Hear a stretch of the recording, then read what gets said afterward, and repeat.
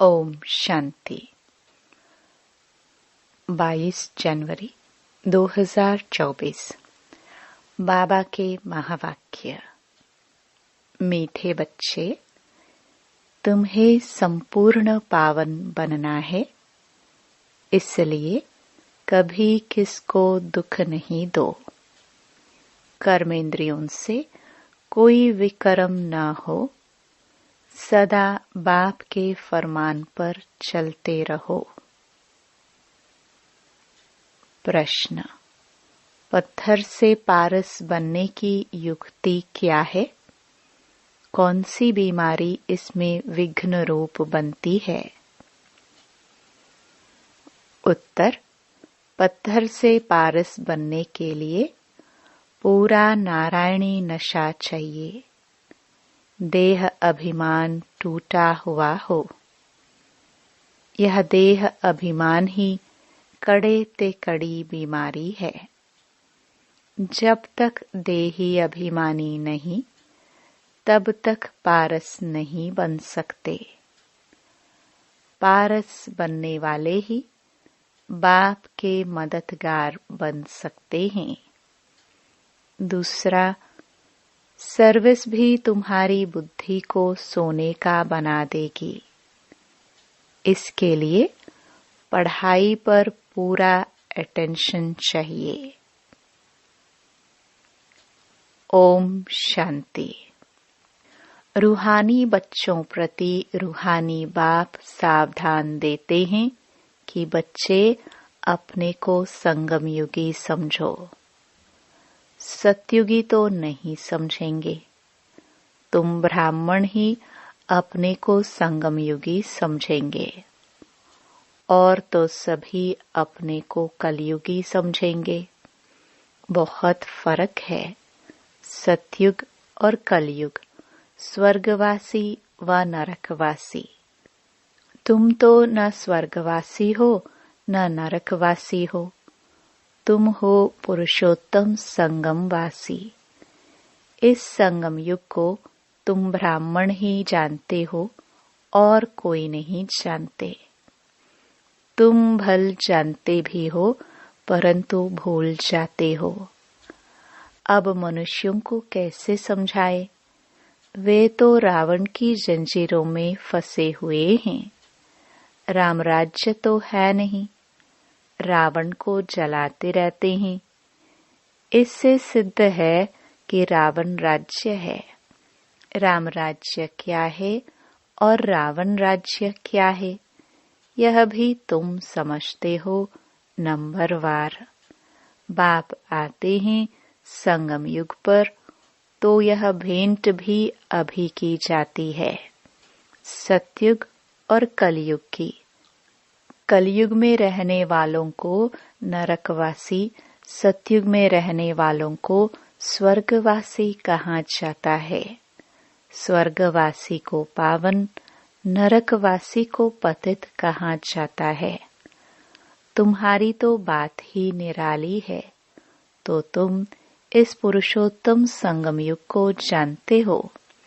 तुम समझते हो हम ब्राह्मण हैं।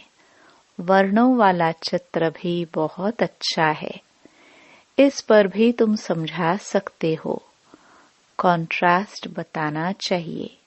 जो मनुष्य अपने को नरकवासी, पतित, कंगाल समझे, लिखना चाहिए। अब यह पुरानी कलयुगी दुनिया है। सतयुग स्वर्ग नई दुनिया है। तुम नरकवासी हो या स्वर्गवासी, तुम देवता हो या असुर, ऐसे तो कोई नहीं कहेंगे कि हम स्वर्गवासी हैं। कई ऐसे समझते हैं हम तो स्वर्ग में बैठे हैं। अरे यह तो नरक है ना, सतयुग है कहाँ? यह रावण राज्य है।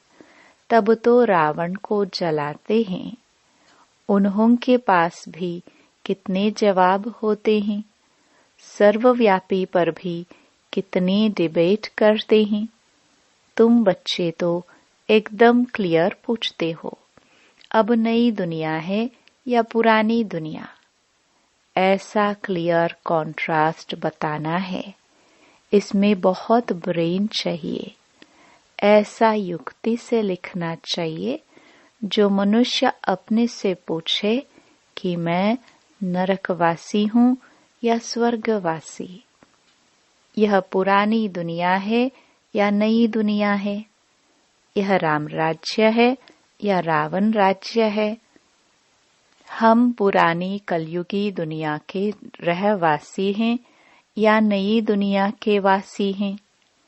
हिंदी में लिखकर फिर अंग्रेजी गुजराती में ट्रांसलेट करे तो मनुष्य अपने से पूछे कि हम कहाँ के रहवासी हैं।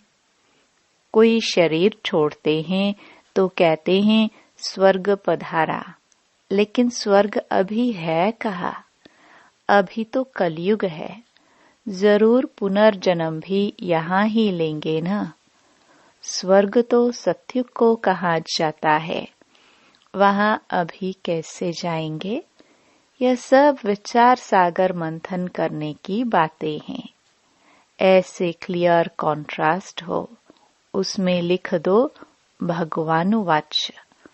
हर एक अपने से पूछे मैं सतयुगी राम राज्य निवासी हूँ या कलयुगी रावण राज्य का निवासी हूँ। तुम ब्राह्मण हो संगमवासी, तुमको तो कोई जानते ही नहीं। तुम हो सबसे न्यारे। तुम सतयुग कलयुग को यथार्थ जानते हो। तुम ही पूछ सकते हो कि तुम विकारी भ्रष्टाचारी हो या निर्विकारी श्रेष्ठाचारी हो। यह तुम्हारा किताब भी बन सकता है। नई नई बातें निकालनी पड़े ना, जिससे मनुष्य समझे कि ईश्वर सर्वव्यापी नहीं है। तुम्हारी यह लिखत देख आपे ही अंदर से पूछेंगे। इसको आयरनेज तो सब कहेंगे। सतयुगी डेटी राज्य तो इनको कोई कह न सके। यह हेल है या हेवन।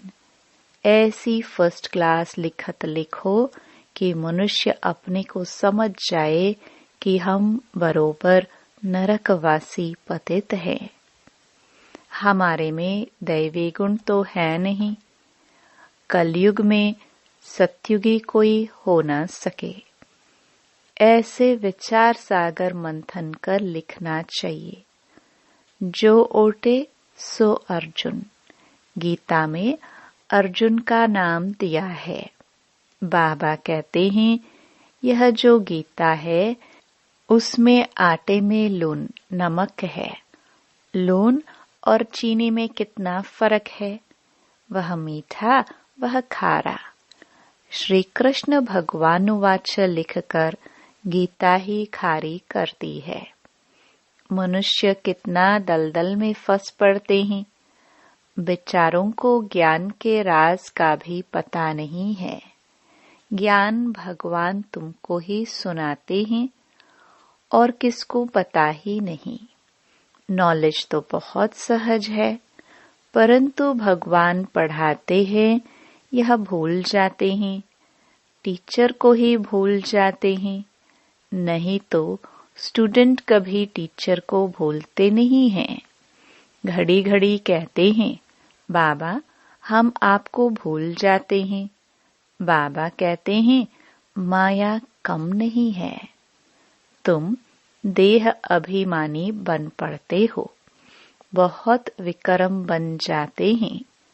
ऐसा कोई खाली दिन नहीं जो विक्रम न होते हो। एक मुख्य विक्रम यह करते हो जो बाप के फरमान को ही भूल जाते हो। बाप फरमान करते हैं मन मना भव।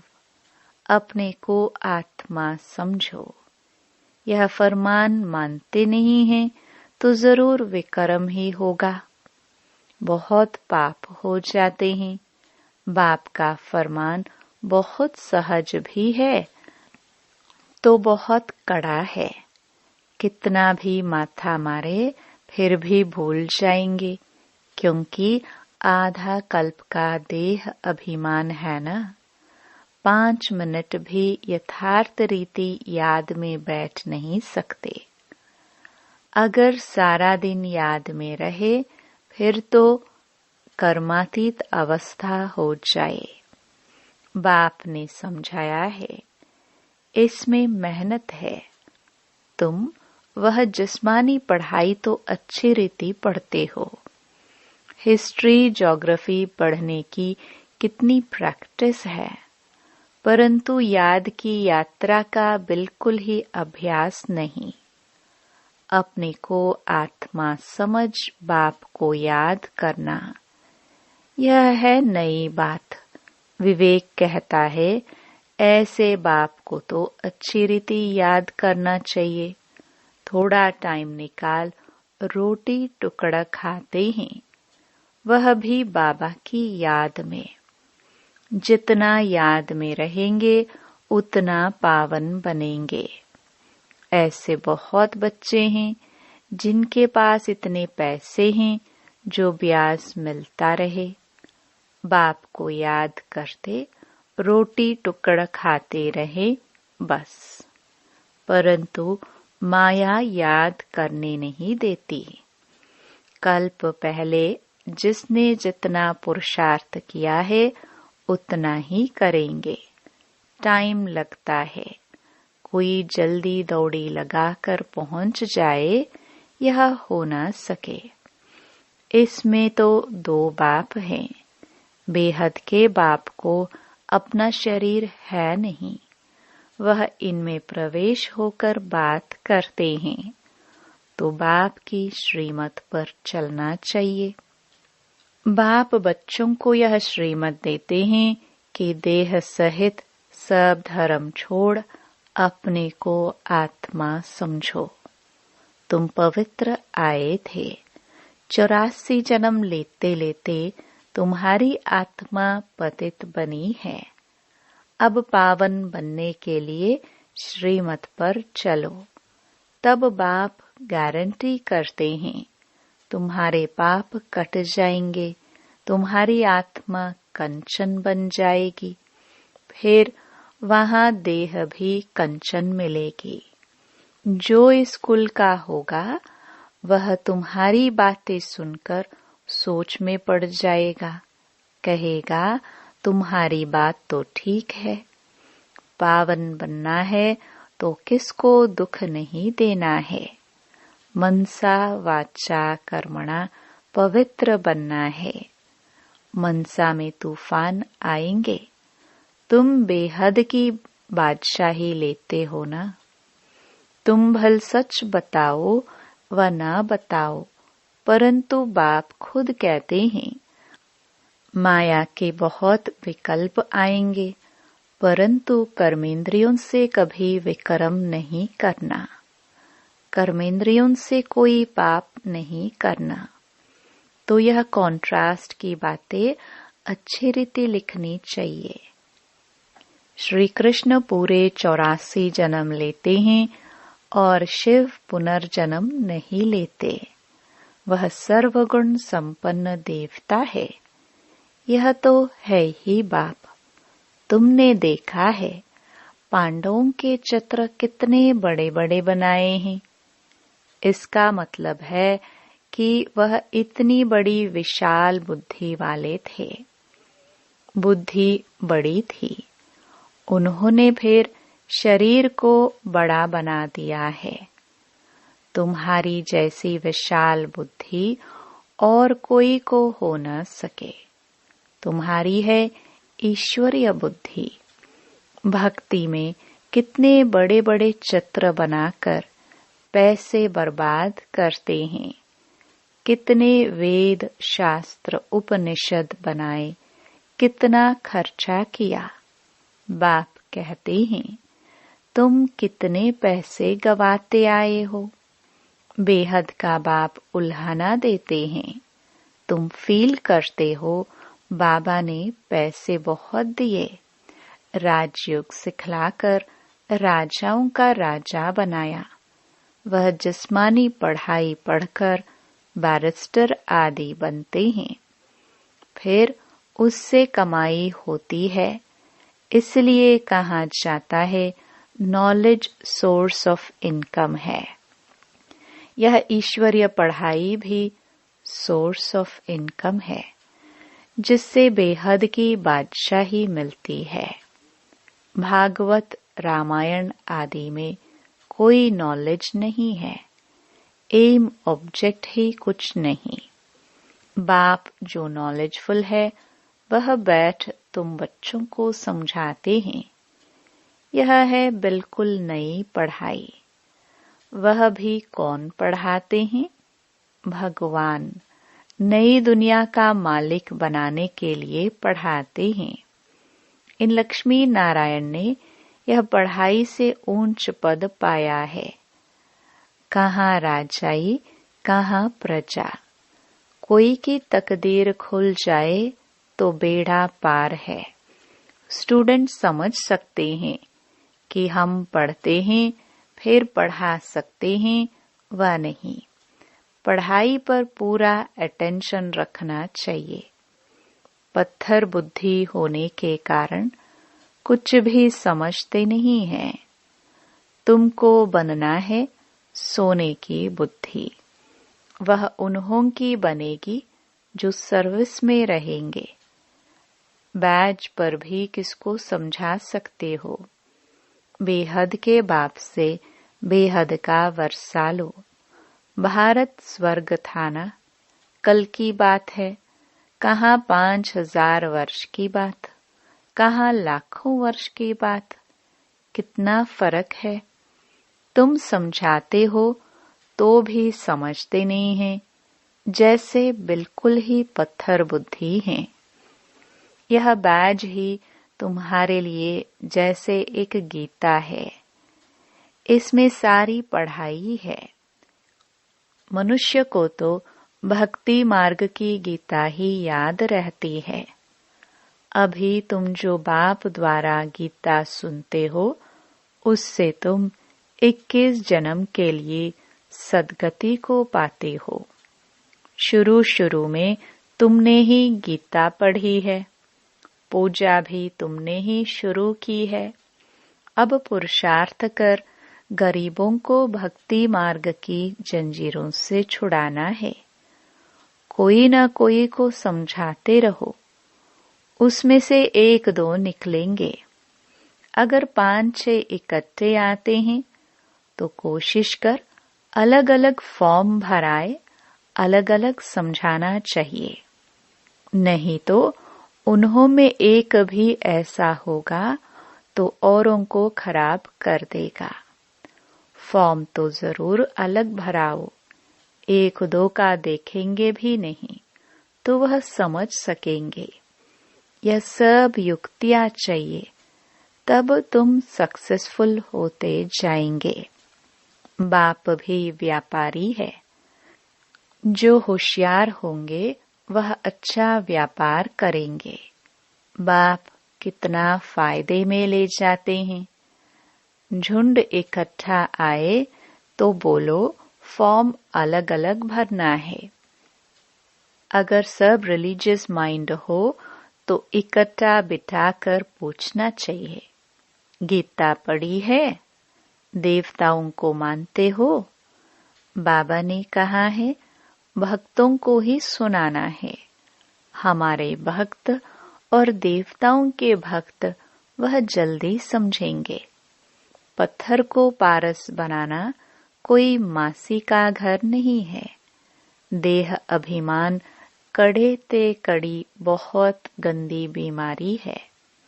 जब तक देह अभिमान नहीं टूटा है तब तक सुधरना बड़ा मुश्किल है।